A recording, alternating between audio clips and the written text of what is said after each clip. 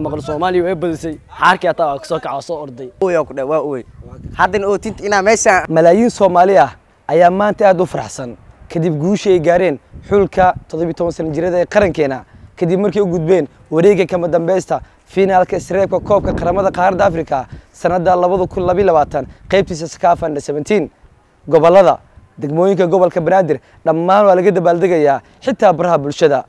Soomaaliya waa markii labaad waa sanadkii labaad oo finaal ay gaarayso tartanka SECAFA 17 waxay soo bandhigeen ciyaartooyda bandhiga cajiib ah gool ayaa looga hormaray ciyaaryahan Cabdixaafid ayaa goolkii labaad tartankan dhalinaya maanta ama dhaliyay kulankiisii labaad ama goolkiisii labaad cid walba oo Soomaali ah ayaa maanta guushan ku faraxsan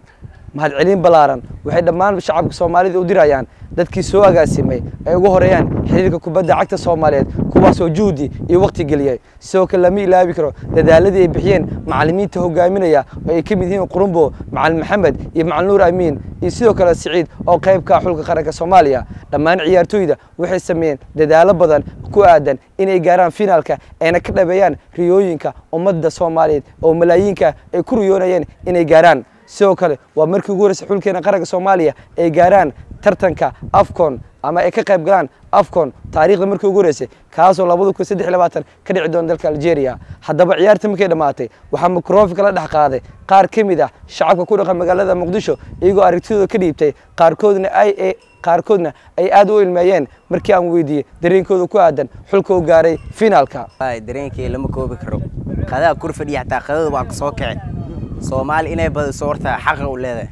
koobkan inuu meeshan soo dayo waa rajay doona FIFA Soomaaliya leenahay riyoorada markii kormarsiin waa oo ku dhawaa oo haddana oo tinta ina meeshan ku ooyaaray laakiin kis inta badan farxadeeda ala aamusnaa Soomaaliya guul wallahi bilaa u talay Soomaaliya guul waan wata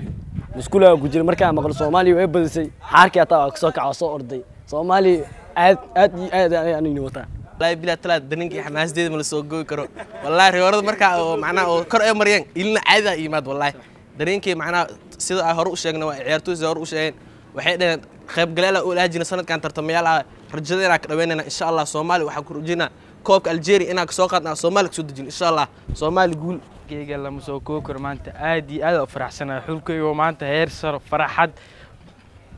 وقت ما أمس ريد حلك إنه فينا الجاري كذا وأمس سناي إن الصومالي يقول مردو صومالي كوب كان لكن دونا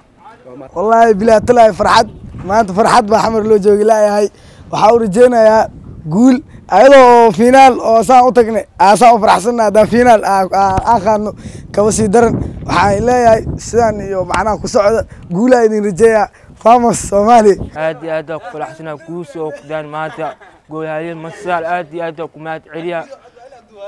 علاته كوري هذا ما عليا حدا حفيد أو جوس بريدل ندري هذا كماسية كوب تاني أنت السودية هذا فرحت الصومال كول magacaygu Cabdi Fataax Abdirashiid Abu Kanaani dhiirigeliya ciyaartooyda Soomaalida